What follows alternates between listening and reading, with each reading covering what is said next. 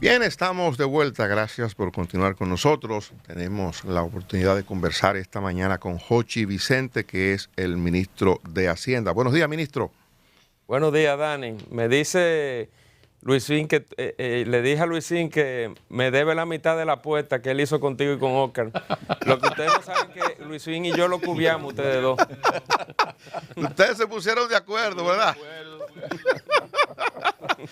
Mire, ministro, yo ahorita cuando anunciaba su presencia en el estudio, hacía referencia a una FER que se está produciendo con la Central Termoeléctrica Punta Catalina, una carta de César Sánchez dirigida al vicepresidente de Punta Catalina, Celso Marrancini. Resulta que usted es el presidente del consejo. Entonces, me gustaría, ministro, que usted nos oriente. Esto se ha producido a partir de que César Sánchez no quiso firmar los estatutos de la empresa, alegando 14 puntos que deberían ser observados, entre ellos que no se ha materializado la desaparición de la unidad de electrificación rural. Habla además en uno de los puntos que en distintas partes de los estatutos se abren o se mantienen abiertas ventanas para entrada de terceros entes públicos, aunque deben estar cerradas a la parte de la administración de la termoeléctrica. Me gustaría saber qué es lo que ha pasado ahí. Celso ha sugerido como la exclusión del señor César Sánchez. Quisiera saber si usted está enterado de lo que está ocurriendo o qué respuesta hay para esto. Mira, Punta Catalina ha tenido, el Consejo de Punta Catalina, como tú muy bien dices, Dani, lo preside el ministro de Hacienda, que en este caso soy yo. Nosotros nos hemos reunido 2 veces. La primera vez fue, digamos que de manera, yo diría que hasta informal, porque fue previo a la constitución de Punta Catalina. Y en ese momento, César Sánchez, al cual es una persona al cual yo le tengo mucho aprecio y mucho respeto, él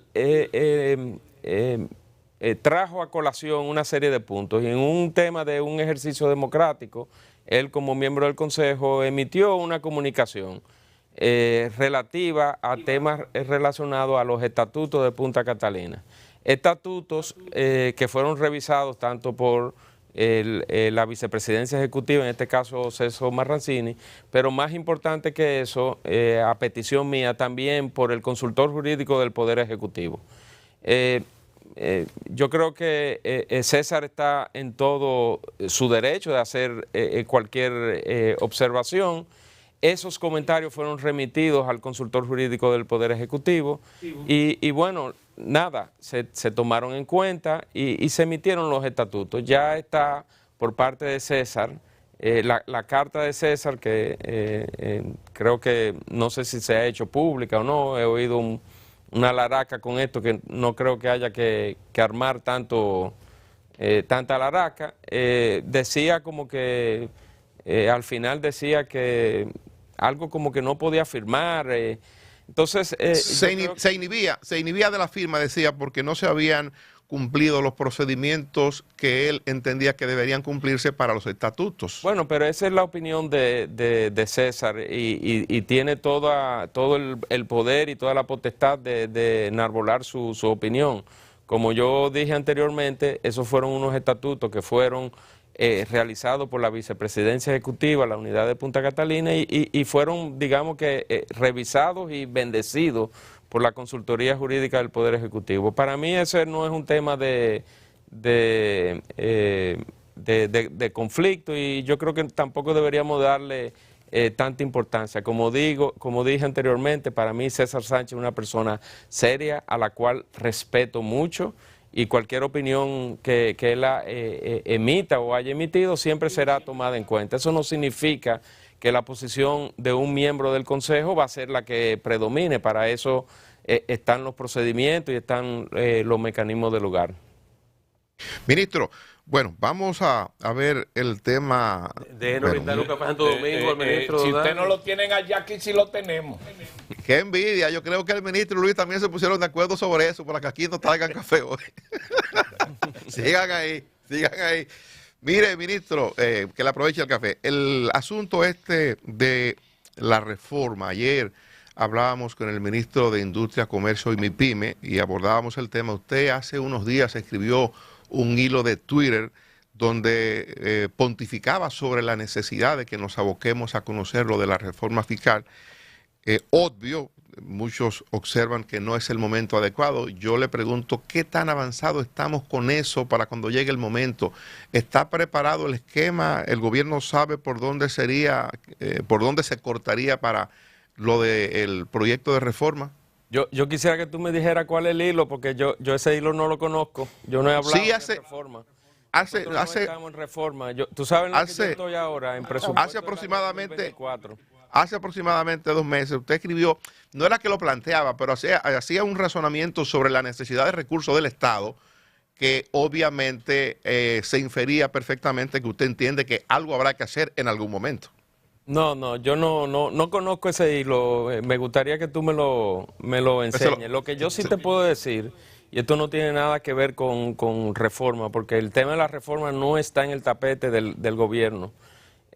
Lo que sí es cierto, y es una verdad indiscutible, a diferencia de quizás de lo que piensan muchos, es el nivel de gasto público de República Dominicana es uno de los más bajos del mundo,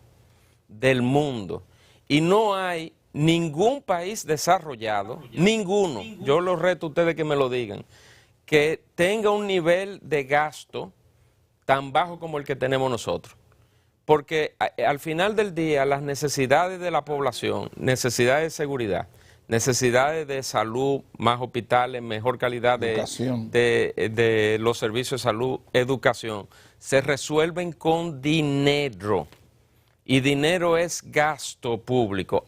Que hay que tener un gasto público eficiente, que no puede haber dispendio. Totalmente de acuerdo. Yo me anoto en ese listado. Entonces, eso es una realidad que no es de ahora. No es de estos últimos 3 años, es una realidad latente.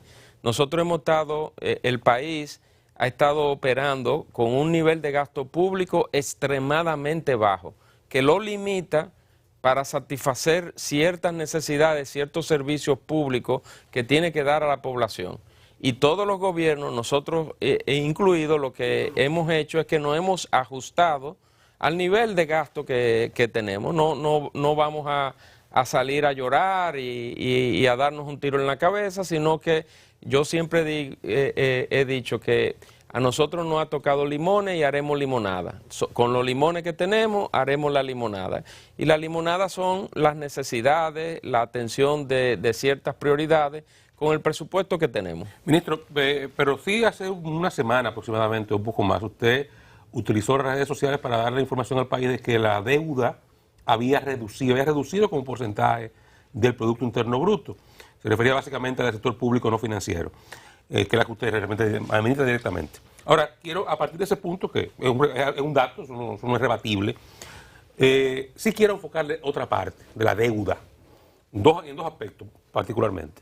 Por un lado, el tema, y hace una semana eso lo enfocó el economista Magín Díaz en un artículo que hablaba de la regla de oro de las finanzas públicas, cuando referían que a partir del 19, o sea, la crisis del COVID, podemos seguir en ese ritmo, el gasto corriente del Estado está por encima del ingreso corriente del Estado, ingresos totales del Estado.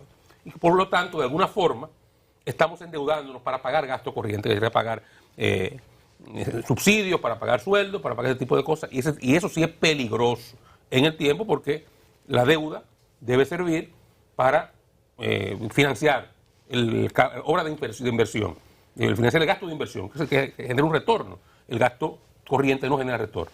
Ese punto particular, primero, quiero saber su opinión sobre esa situación y hasta qué punto eso es sostenible, más allá de que usted entre o no, y si el gobierno está en reforma fiscal. Mira, Oscar, vamos a no ser hipócritas, porque aquí, y más ahora que estamos en tema de campaña electoral, surgen temas globos. Aquí parece que se nos ha olvidado que nosotros pasamos por el COVID. Y el COVID fue hace 2 años y ya parece ser como que el COVID no existió.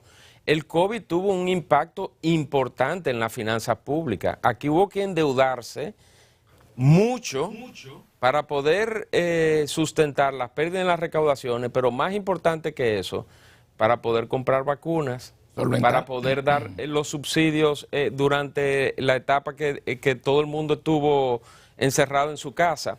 Entonces, eso de la regla de oro, yo creo que yo los invito a leerse la ley de crédito público, porque yo no entiendo bien eso de la ley de la regla de oro. La ley de crédito público está clara, nosotros no estamos en ninguna violación de la ley de crédito público. La ley de crédito público habla de gastos operativos, ¿verdad? De que no pueden financiarse gastos operativos. Y si tú buscas el tema de los presupuestos, nosotros todavía no estamos en ese nivel. Que el COVID introdujo un elemento distorsionante que ha, digamos que, puesto una presión sobre la finanza pública, sí. ¿Y qué querían? Que no nos endeudáramos. Yo no creo, ministro, que se esté hablando de violación a la ley. Yo hablo de eso, y creo que es el enfoque que se hace en sentido general, es de sostenibilidad. O sea, bueno, cuando nos enfocamos en el dato de la deuda como porcentaje del producto, a cualquier persona que maneje un poco de información de financiera económica no le preocupa. Ese dato no genera preocupación. Por el mismo fondo, cada vez que viene al análisis del capítulo 4, dice, ojo, el tema es la sostenibilidad de la deuda. Cada año, cada presupuesto, el porcentaje que hay que disponer de los ingresos del Estado para el pago de los servicios de la deuda pública es más. Pero el mismo fondo, Oscar, el mismo fondo acaba de decir en el artículo 4, creo que en la página 47, si no me falla la memoria, que la deuda pública de República Dominicana es sostenible, y acaba de elogiar el manejo financiero y fiscal del gobierno dominicano, diciendo que es sostenible, que hemos tomado todas las previsiones para disminuir las necesidades de financiamiento y que la deuda tiene una trayectoria descendente. Entonces, ojo, el tema de la deuda, como yo he dicho también en ocasiones anteriores, es para ocuparse, no para preocuparse. La deuda y para que no haya deuda, tiene que no haber un déficit. Tiene que no haber un déficit. Y en el momento actual, no es posible operar sin déficit. Lo que nosotros hemos venido haciendo es operando con déficit cada vez menores. Y nosotros, este gobierno es el que ha presentado la ley de responsabilidad fiscal, que está en el Congreso. ¿Qué dice esa ley? Esa ley establece un objetivo de deuda a mediano plazo de un 40% del sector, 40% del PIB del sector público no financiero. Entonces, nosotros extendemos la problemática de la deuda. La deuda ahora mismo del sector público no financiero está en 44.8%, eso es al cierre de junio. Y el objetivo es 40% para el año 2035. Esa disminución de 4 o 5 puntos se logra reduciendo los déficits año por año. Pero lo que no puede ser, Oscar, lo que no puede ser es que tú a un gobierno le digas, reduce la deuda, no tenga déficit, aumenta el gasto en salud, aumenta el gasto en seguridad ciudadana, aumenta toda la sobra de infraestructura, no deje caer el gasto de capital, eso es imposible. Pero, ojo, ministro, cuando yo le hago la observación de la deuda, no se la hago con relación a la preocupación por la deuda, es por el tema original que Daniel le colocó, el pacto fiscal. Usted lo dijo muy bien. República Dominicana tiene un problema de gasto muy bajo, porque los ingresos son bajos. Y lo único el gobierno no genera el gobierno dominicano por lo menos no genera más dinero que eso sea fundamentalmente por los impuestos. Entonces, vuelvo a la pregunta original, y por eso el tema de la deuda. No, usted dice que no está en la agenda del gobierno, pero en la agenda país tiene que colocarse el tema del pacto fiscal, porque no es resistible para la economía dominicana una carga fiscal en el orden del 14%. Eso no es posible. Bueno, como yo te dije, nuestro gasto público es muy bajo y la prioridad mía como ministro de Hacienda ahora es el presupuesto del año 2024. Todo eso que tú estás diciendo está en la Estrategia Nacional de Desarrollo. Ya habrá tiempo de discutir eso. Nosotros no estamos en discutir eso ahora. Cuando usted asumió como ministro de Hacienda en medio de la situación del COVID, hubo un presupuesto que me imagino que ya no existe para los programas sociales, que en ese momento fue de 88.000 millones de pesos. O sea, ya no existe ese presupuesto porque fue para esos programas transitorios de ayuda a las personas, ¿cierto? Las ayudas del COVID. Ajá, sí, el programa para ti, FASE, o sea, como esos programas ya no existen, ese presupuesto. Entonces, la pregunta es la siguiente. Ahora la concentración debe ser en el presupuesto de 2024. Para el próximo año, ¿habrá una reducción en el presupuesto de los programas sociales? No. Partiendo del bienestar que han logrado los dominicanos en esos 3 años. No, no habrá reducción en los programas sociales. Los lineamientos del presupuesto fueron presentados hace 2 semanas en un Consejo de Ministros que, déjeme decirle, bueno, yo no voy a decir por primera vez, pero nosotros desde que hemos llegado hemos consistentemente estado cumpliendo el calendario presupuestario y las obligaciones que por ley de presupuesto, inversión pública se le ponen al gobierno. Por eso es que ustedes ven, yo no me recuerdo antes haber visto un Consejo de Ministros aprobando una política presupuestaria. Ahí en ese Consejo de Ministros se aprueba esa política. Esa política establece un déficit para el año 2024 del 3.1%, siguiendo la trayectoria de consolidación. Pero volviendo a la pregunta tuya con relación al tema de los subsidios sociales, los subsidios sociales no se van a tocar. Lo que sí nosotros tienen reducción y las reducciones vienen por el mecanismo en que se han implementado, son los subsidios transitorios que hemos implementado para atacar el tema inflacionario. El tema del subsidio a los combustibles, que por cierto, se presupuestaron para este año 20.000 millones, solamente hemos utilizado alrededor de 4.800, 5.000 millones, los 15.000 millones de diferencia es algo que no vamos a utilizar. Lo dedicaremos a otra cosa, a obras prioritarias, a obras de infraestructura. Por causa del precio del petróleo que claro, bajó. como ha bajado y ojalá toquemos en madera que lo que se vio en los últimos 2 días, que llegó a 77. En 74 hoy. Ya en 77 hay situaciones. Sí. A un precio de 77 hay situaciones. En 74, digamos que estamos dando la batalla. Los subsidios a los fertilizantes ya no es necesario porque la urea ha bajado significativamente. Entonces, todos esos subsidios que fueron coyunturales para apoyar, digamos que el tejido productivo y apoyar a la población con los embates de la inflación, pues están siendo desfasados. Pero lo que tienen que ver con la protección social, supérate, aliméntate, eso no va a ser tocado. Ahora, ministro, de cara al 24, es un año electoral. Partiendo del suplementario, como se llame, el resto del año y el que viene, ¿están previstas esas inversiones en áreas que son cada vez más demandantes y sobre todo en un periodo como el que viene, que no podemos sacarlo electoral?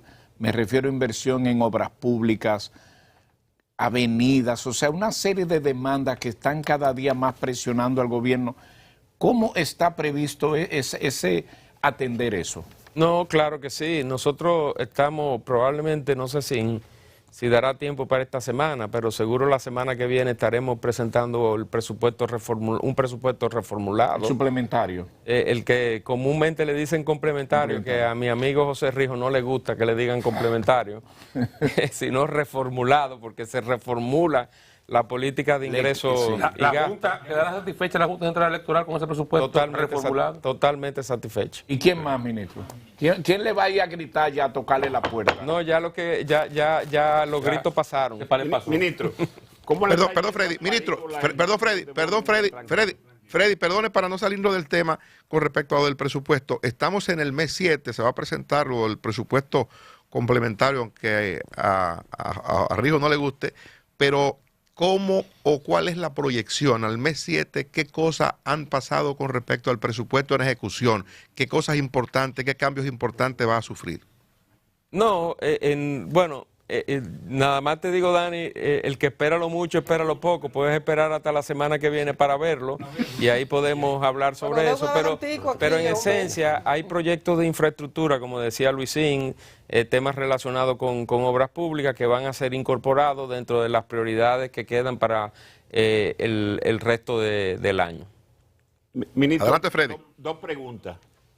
Primero, ¿cuál es el monto que destina el Estado para el pago de los pensionados y jubilados? El monto del presupuesto. Y segundo, la que yo le decía inicialmente, que Oscar me hace una observación, que cómo le está yendo al país con la emisión de bonos en el extranjero. Bueno, con respecto a la primera, la verdad es que en mi cabeza no retiene tantas cifras y esa es una que te voy a deber, te la puedo dar. No la tengo así fresca. Pero es un % considerable. Bueno, considerable con relación al total, yo te diría que no, porque eso no mueve la aguja. Ahora, si lo veo por sí solo, pues quizás es un monto que para alguna persona pudiera ser, digamos que importante. Pero yo después te puedo pasar la información. La verdad es que, volviendo quizá al tema de la deuda, que como tú me estás preguntando sobre cómo nos está yendo en el extranjero, nosotros tenemos una bendición como país, y es que la confianza que este gobierno y el presidente Luis Abinader ha impregnado sobre todos los inversionistas locales y extranjeros ha permitido un apetito muy grande por los títulos del gobierno dominicano, tanto en el mercado local como en el extranjero. Y eso se ve reflejado en que cada vez más las emisiones que nosotros estamos haciendo se hacen a una tasa de interés menor. Porque hay mucha demanda, como hay mucha competencia, los que toman las posiciones son los que ofertan la tasa de interés más baja. Y eso es yo digo que es una bendición porque en medio de esta turbulencia internacional que tenemos, poder lograr consistentemente reducir el costo financiero, es decir, la tasa de interés de nuestros títulos, yo diría que es una hazaña. Y lo valoran los indicadores internacionales. Claro. Mira, yo lo puse aquí, creo que la semana Pero ya pasada. la República Dominicana no sale más al mercado este año. No sé, todavía no sé, porque la estrategia que nosotros estamos teniendo, que estamos implementando, es incrementar la ponderación de la parte de deuda emitida en moneda local. Eso. Para mitigar cualquier, digamos situación, que, efecto, el riesgo devaluatorio.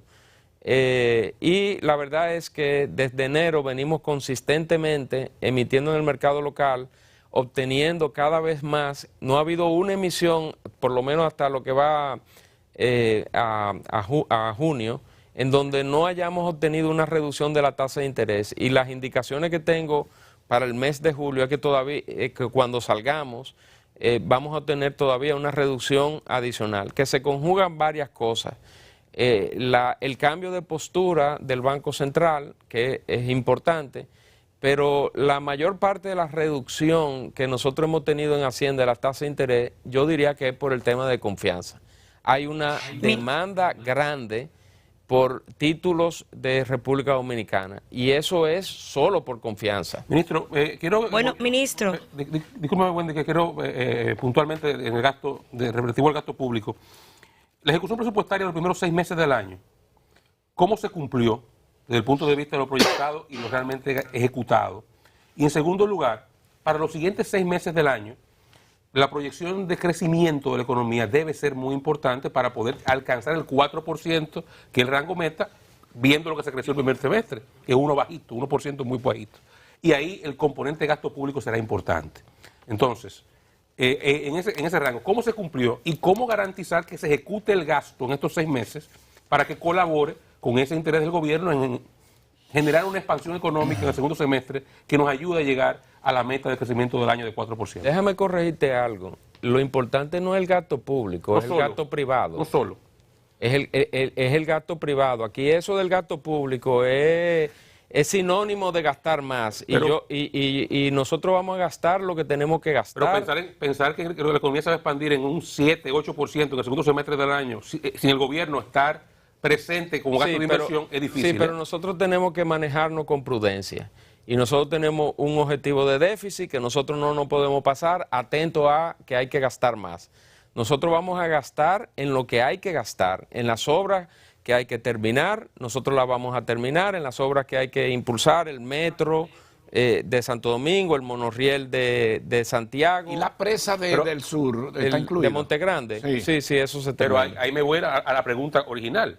El gasto público, ¿cómo tuvo el primer semestre relativo a lo programado y lo ejecutado? Mira, en línea con lo presupuestado, el gasto de capital aumentó un 31% con relación al año anterior. Fíjate que ya no hay la laraca de que están subejecutando el gasto capital. La laraca probablemente va a ser ahora no ejecuten. El gasto corriente, los ingresos crecieron alrededor de un 14.9% con relación al año 2022 en el primer semestre, y el gasto total creció alrededor de un 11.4%, si no me falla la memoria. Y en el gasto de capital vamos en línea con lo presupuestado, en el gasto corriente vamos ligeramente por debajo de lo presupuestado, pero nada que amerite ningún tipo de revisión. Y para lo que queda del último semestre del año, pues nosotros vamos a ejecutar el presupuesto, con eso no tengan ningún problema.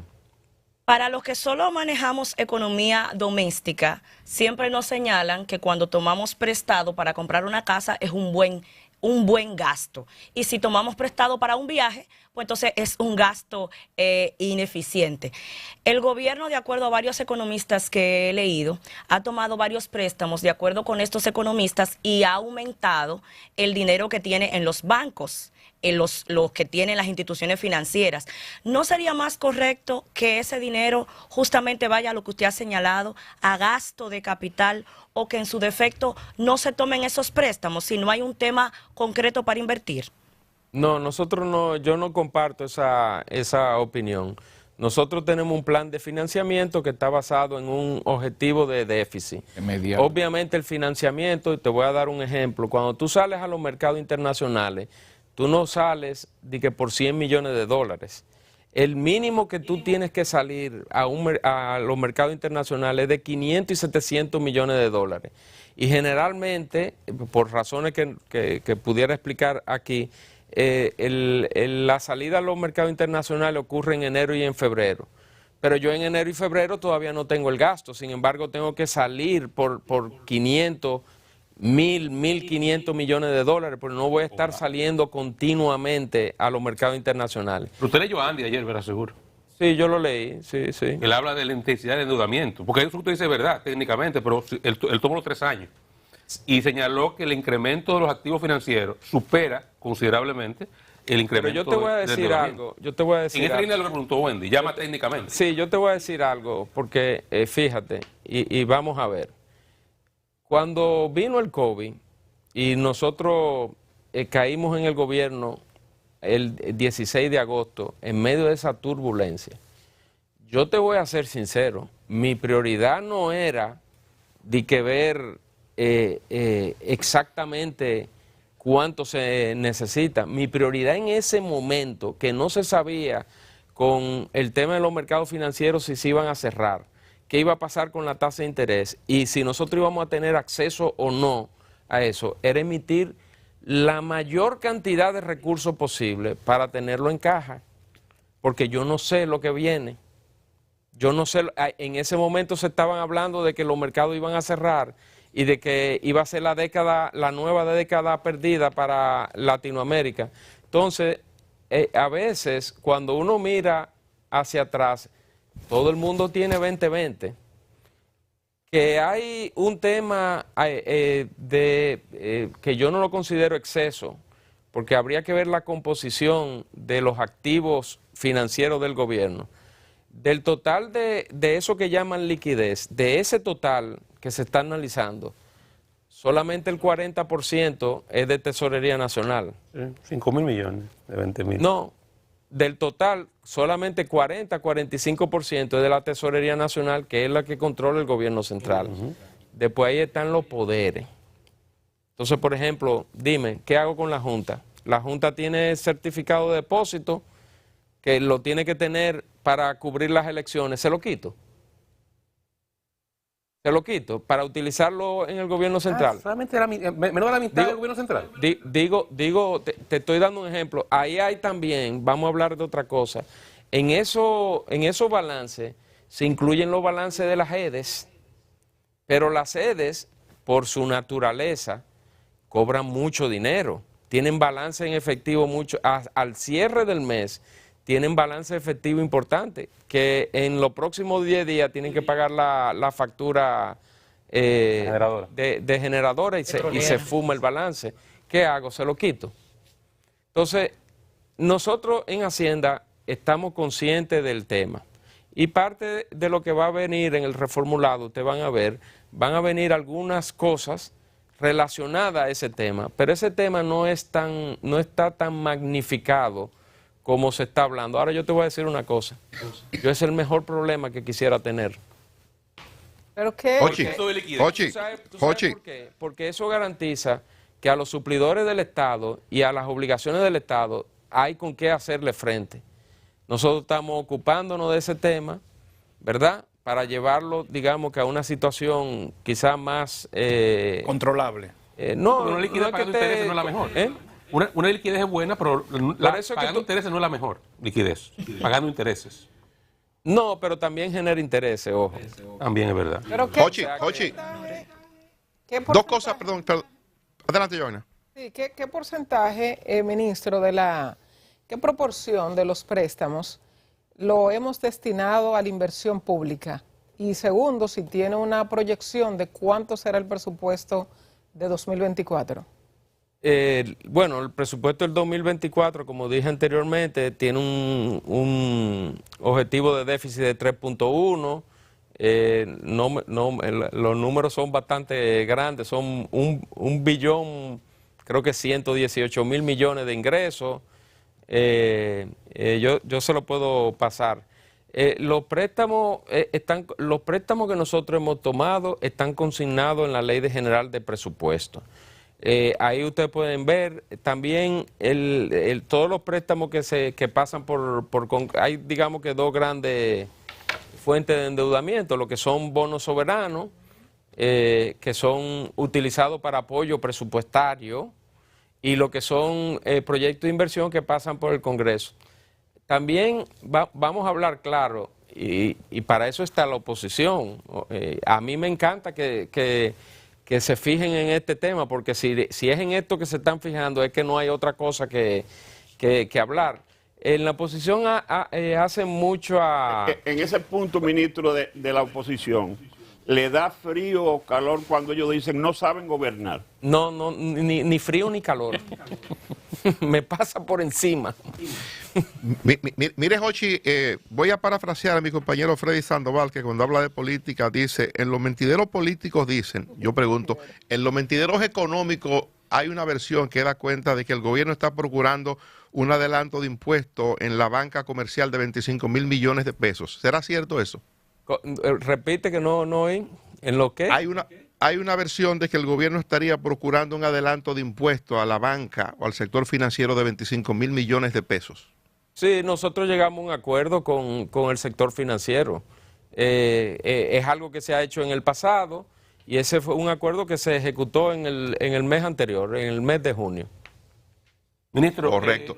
El tema del anticipo, puntualmente, para las pymes, ¿el gobierno consideraría eventualmente una revisión de ese impuesto?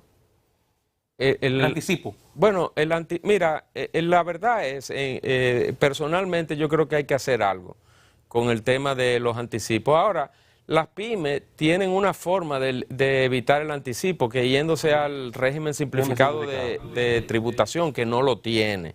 Y yo le exhorto a las pymes a acogerse a ese régimen. Pero independientemente de eso, tú no puedes obligar a nadie a ir a un régimen que quizás no quiere estar.